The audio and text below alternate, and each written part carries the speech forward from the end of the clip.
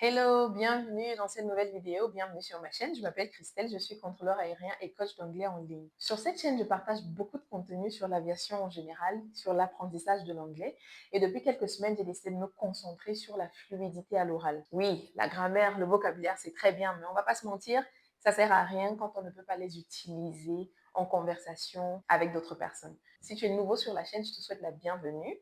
N'hésite pas à t'abonner, à liker, à commenter, à partager mes vidéos si c'est quelque chose qui te plaît. Si tu n'es pas nouveau sur la chaîne, je te dis infiniment merci. Merci infiniment de revenir pour me suivre. Alors aujourd'hui, on va parler d'anglais. Si réussir ton examen oral, c'est quelque chose qui te tient à cœur ou tout simplement parler plus naturellement, avec plus d'aisance, avec plus de confiance et de fluidité, n'hésite pas à rester jusqu'au bout. Je vais partager aujourd'hui 5 phrases magiques qui vont transformer ton anglais à l'oral. C'est des phrases hyper simples pour tous les niveaux et tu peux les utiliser dès aujourd'hui en conversation.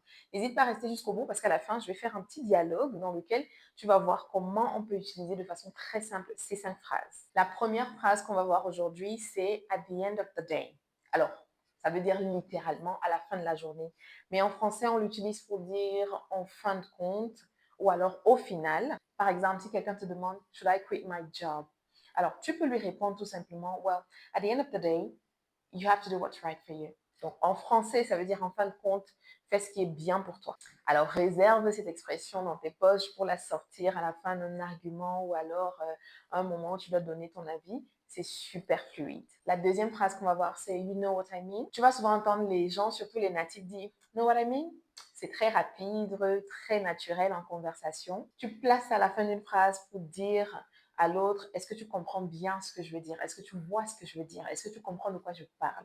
Dans une conversation, par exemple, tu peux dire à quelqu'un, I don't really hate her, but she can be a bit much sometimes. You know what I mean? Je ne la déteste pas, mais elle peut parfois être de trop. Tu vois ce que je veux dire?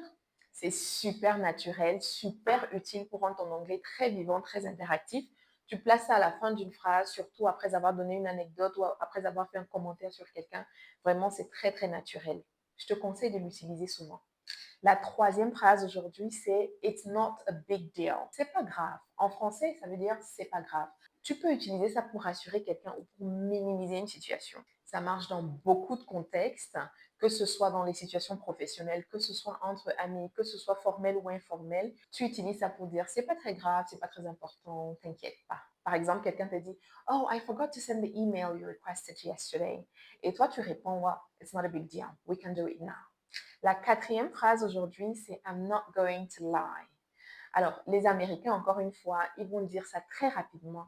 I'm not gonna lie. Tu vas entendre ça dans les films, dans les séries télévisées.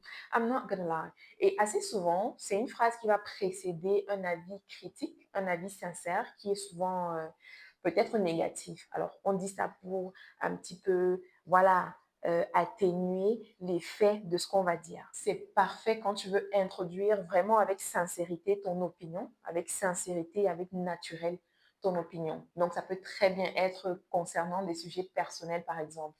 Là, tu es avec ton ami, il t'a recommandé une jeune fille pour le mariage ou pour juste sortir ensemble. Tu n'aimes pas le physique de la fille, tu ne sais pas comment le dire, tu as essayé de convaincre ton ami, mais il ne comprend pas.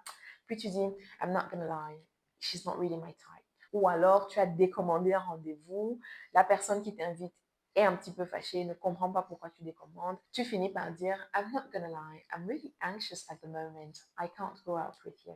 La cinquième phrase de la vidéo, c'est It's up to you. Ça veut dire en français facile, c'est toi qui vois, à toi de voir, ça ne dépend que de toi. En général, tu vas utiliser ça quand tu laisses l'autre décider de quelque chose dans une conversation. C'est très simple, c'est très direct, c'est très naturel en conversation aussi. Beaucoup d'apprenants vont dire des choses comme You're the one who have to decide ou je ne sais pas moi quoi d'autre. C'est beaucoup plus simple et plus naturel de dire It's up to you. Par exemple, quelqu'un te dit Would you like to watch a movie or would you rather go out to eat dinner?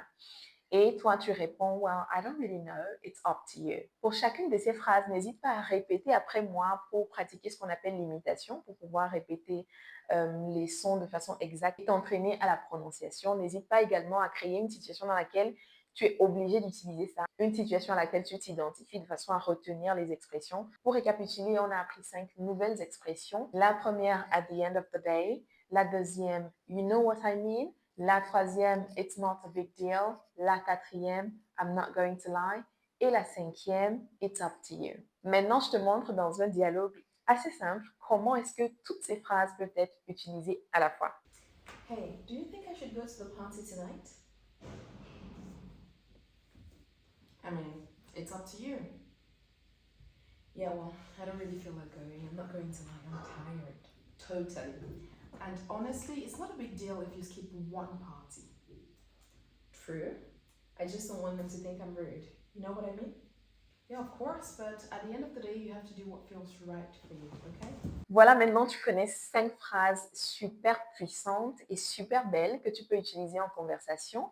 N'hésite pas à me dire en commentaire laquelle tu connaissais déjà ou alors laquelle tu vas utiliser immédiatement. Si la vidéo t'a plu, n'hésite pas à liker, commenter, partager. Active la cloche de notification pour ne rien rater des prochaines vidéos et je te dis à très bientôt dans une nouvelle vidéo sur la chaîne. Bye bye.